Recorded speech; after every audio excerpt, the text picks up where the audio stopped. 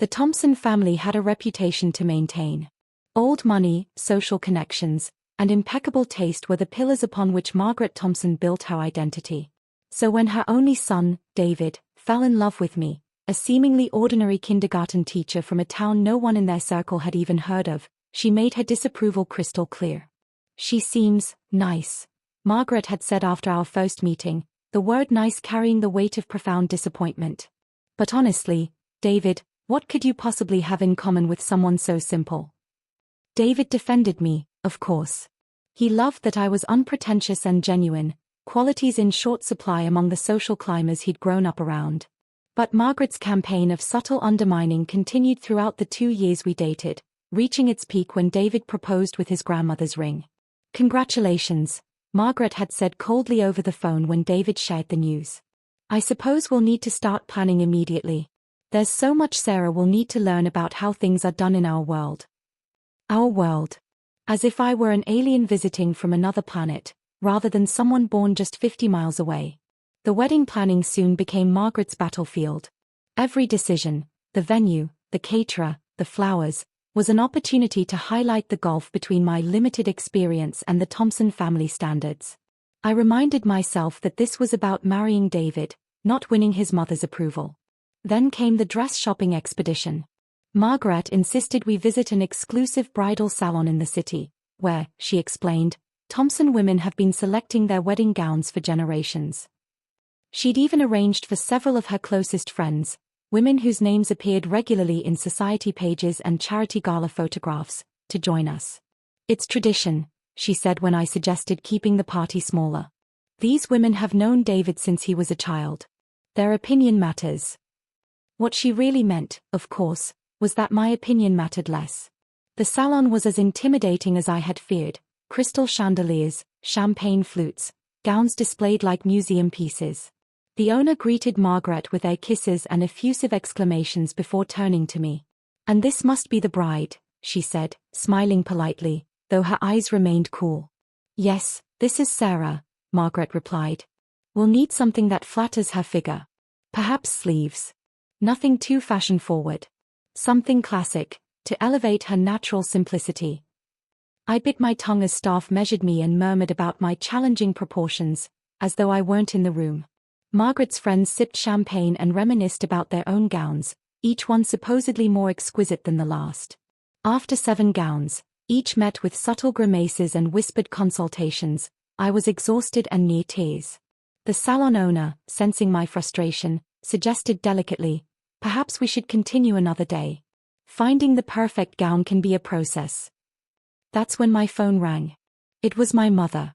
"Sarah, honey, I know you're busy with the Thompson dress shopping today, but I just wanted to let you know that package we discussed arrived. It's even more beautiful than we hoped." Relief washed over me. "That's wonderful news, Mom. I'll stop by later to see it." When I ended the call, Margaret's eyes narrowed. "A package? Something for the wedding?" "Just something my mother wanted me to see," I said vaguely. "Speaking of which, I should probably wrap up here. Thank you all for your time." Margaret looked affronted. "But we haven't found anything suitable yet, Sarah. This isn't like picking something up from a department store. A proper wedding gown requires time and consideration." "I understand," I said with my kindergarten teacher patience. "And I appreciate everyone's help today. But I think I need some time to reflect on the options." 2 weeks later, Margaret summoned us to her sunroom for an emergency meeting. Surrounded by wedding magazines and sample table settings, she wasted no time. "Sarah," she began sharply, "I've heard disturbing rumors that you've purchased a wedding dress, without proper consultation. Some off-the-rack item from a boutique in your hometown." I took a deep breath. "I have found my dress, yes." Margaret's manicured hand fluttered to her throat. "But we haven't approved anything. The salon was preparing a selection of appropriate options." "I appreciate that," I said calmly, "but I found something I love." "Well," Margaret replied with forced brightness, "I'm sure it's nice. Perhaps we can have it altered to make it more suitable.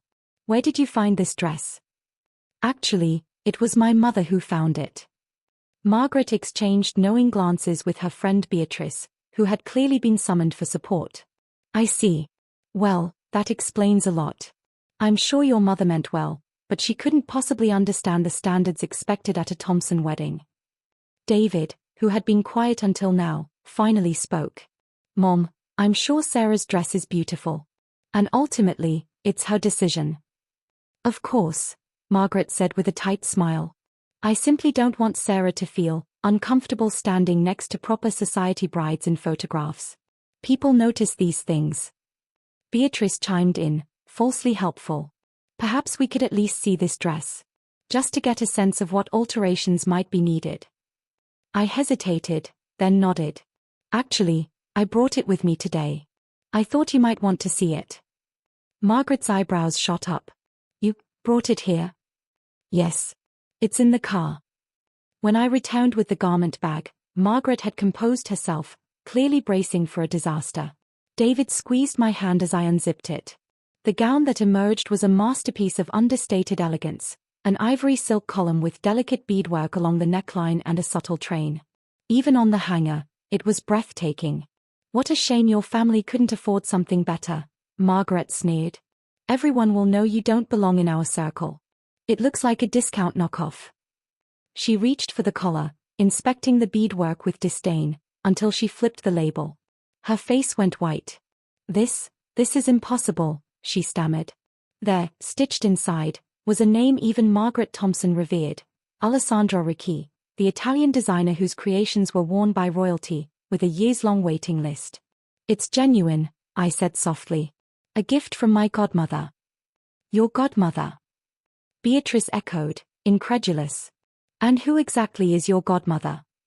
Before I could answer, the doorbell rang. David returned moments later with my mother, and another woman. Margaret's face drained of color the instant she saw her. Elena. Margaret gasped. Elena Ricci? What are you doing here? The silver-haired woman, elegant in simple linen, smiled warmly. Maggie Thompson. 30 years later, still intimidating young brides, I see. Some things never change. My mother stepped forward, squeezing my shoulders. I believe you've been getting to know my daughter. Though perhaps not as well as you thought. Margaret blinked in confusion. I don't understand. How do you know, Elena Ricci? Elena laughed softly. Catherine and I were roommates at university. Before I moved back to Milan, she was the first American to model our early collections. Model? Margaret repeated faintly, staring at my mother, the small-town kindergarten teacher she'd so easily dismissed, but it was too late. The truth stood before her, silk and beadwork shimmering in the sunlight. Just for a few years, my mother said modestly, before I met Sarah's father and decided to move back home. But Elena and I remained close. She's Sarah's godmother. When she heard about the wedding, I insisted on designing her dress personally, Elena finished. Catherine was like a sister during those early struggling years. Her daughter is family. Margaret sank back into her chair, speechless for perhaps the first time in her life. Her friend Beatrice was staring at my mother with newfound fascination. You're Catherine Jensen, Beatrice whispered. The face of Ricci's Breakthrough '89 collection. I still have those magazine spreads. You disappeared from the fashion world so suddenly. My mother smiled. I found another calling, one that made me happier than the fashion world ever did. I felt David's arm slip around my waist as we watched his mother struggle to recalibrate everything she thought she knew. So you see, Margaret, I said gently, while I appreciate your guidance with the wedding planning, I do have some resources of my own. More importantly, I know exactly who I am and where I come from, even if you've made some incorrect assumptions. The silence was broken by Elena, who clapped her hands decisively. Shall we discuss the rest of the wedding party? I've brought sample designs for the mother of the groom, something that will complement Sarah's dress beautifully. Maggie, if you're interested. 2 days later, David and I were having dinner at my parents' modest but comfortable home, the one where I'd grown up, surrounded by photographs of my mother's brief but significant modeling career, mixed with school plays and soccer tournaments. I've never seen your mother's pictures before, David marveled, helping my father grill vegetables in the backyard. She's been almost deferential since meeting your mom and Elena. My father laughed. Catherine has that effect on people when they discover her past. She never made a big deal of it, that's not her style. But she was quite something in her day. Still is. I agree. I called from the patio, helping my mother set the table. She smiled.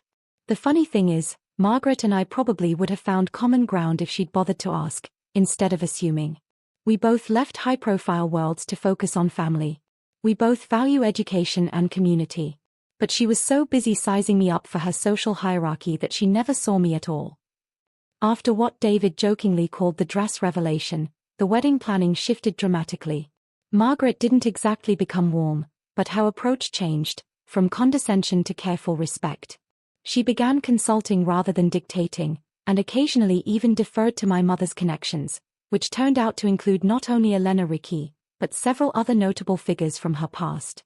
On the day of the wedding, as my mother helped me into the exquisite dress that had caused such a stir, I reflected on the unexpected gift Margaret's snobbery had delivered, the chance to bridge two parts of my family history and claim my own identity in the process. You know, my mother said, adjusting my veil, in all my years wearing runway creations, I never felt as beautiful in a dress as I know you will today, because today, you're marrying for love, not for appearance. When I walked down the aisle toward David, I passed Margaret in the front row. For once, her focus wasn't on appearances or standards. There were tears in her eyes as she watched her son's face light up at the sight of me. At the reception, Elena Ricci raised a toast that perfectly captured the journey we'd all taken. To David and Sarah, and to the two families joining today. May you discover, as I have throughout my career, that true elegance comes not from labels or pedigrees, but from authenticity, kindness, and the courage to see beyond first impressions. Margaret, seated beside Elena at the head table, actually clinked glasses with my mother. Later, as David and I danced under the stars, he whispered, "You know what my favorite part of that dress is?" "What?" I asked, expecting him to mention the beadwork or the perfect fit. "That underneath all its fancy pedigree, it's being worn by the down-to-earth kindergarten teacher I fell in love with, the one who knows exactly who she is, with or without a designer label." I kissed him, grateful for a partner who had always seen me clearly, something his mother was only just beginning to do. 6 months after the wedding, Margaret invited my mother and me to tea at her home. The pretension that had marked our earlier visits was gone.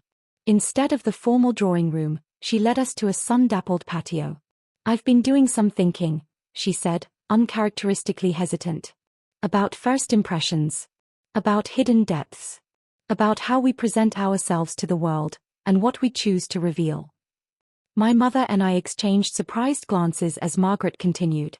"Catherine, when we first met, I made assumptions based on your current life, never imagining your past experiences. I judged Sarah through the same narrow lens." She paused. "The truth is, before I married into the Thompson family, my background was much closer to yours than anyone in my circle knows. My father owned a hardware store. I worked as a sales clerk through college." The revelation stunned us both. Margaret Thompson, the arbiter of old money standards, had reinvented herself just as thoroughly as my mother had, but in the opposite direction. "When I met Philip Thompson," she admitted, "I was determined to fit into his world. I studied how the right people dressed, spoke, entertained. I erased every trace of my origins until even I believed I'd always belonged. So when David brought you home, Sarah, I didn't see the woman who made my son happy. I saw a reminder of everything I'd worked to leave behind. I was terrified he might expose the fraud I sometimes still feel I am." "My dear," my mother said gently, "we all create different versions of ourselves throughout our lives. There's no shame in transformation." "The shame," Margaret replied, "is in denying where we came from, and treating others as less worthy because of it." She reached across the table and, in an unprecedented gesture, covered my hand with hers. "I hope you'll give me the chance to be a better mother-in-law than I've been so far. And perhaps, in time, even a friend." As we drove home afterward, my mother said thoughtfully, "Recognition is powerful. Sometimes people need to see themselves reflected in unexpected places before they can acknowledge their own truth." "Like seeing a kindergarten teacher in an Alessandra Ricci original," I teased. She laughed. "Exactly. But the dress didn't change who you are, Sarah. It only helped Margaret see past her prejudice. And that, perhaps, was the greatest gift of all, not the designer label, but the reminder that our true worth has nothing to do with names stitched into gowns or attached to families. A year later, when I discovered I was pregnant, Margaret was one of the first people we told. Her eyes filled with tears as she hugged me, a genuine embrace, without concern for appearances. "This child," she said, "will have the best of all worlds. Thompson determination, Jensen creativity, and parents who know the value of authenticity." As we left her home that evening, David squeezed my hand. "Who would have thought a wedding dress could change so much?" "Not the dress," I corrected softly. "The willingness to look beyond it."